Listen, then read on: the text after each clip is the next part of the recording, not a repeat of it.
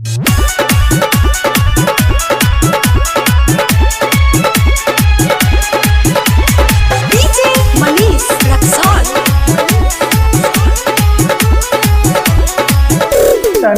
नाऊ हमरा के जोरे बात बोले ले मोरे मोरे। तनिको नाऊ हमरा से जोरे बात बोले ले मोरे मोरे। कहले कि बाबूजी के दिहल दहेजवा तुहरा से ले अब सधाई सधाई सधाई। मेहरिया मारे ले ये भाई हम कहतानी कोई से बताई। मेहरिया मारे ले ये भाई।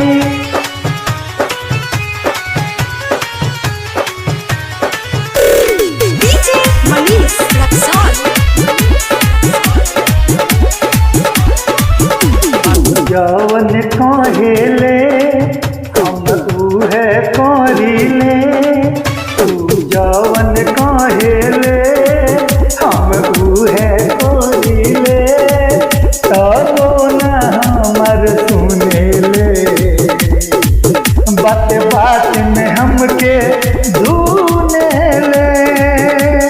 जब खिसियाली तलाश जीता खाली भाई के ले बोलाई बोलाई बोलाई।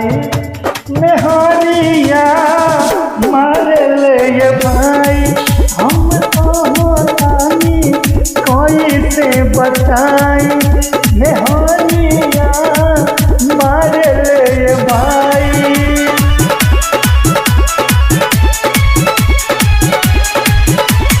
डीजे मनीष रक्सौल।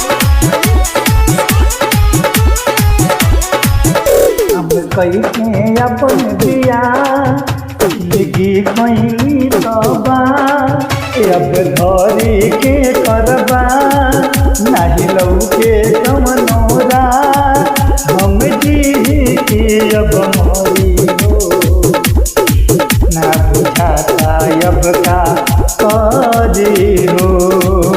अरे जाई बहरा की घर में रही गोड़ा हाथे ओकर दबाई दबाई दबाई।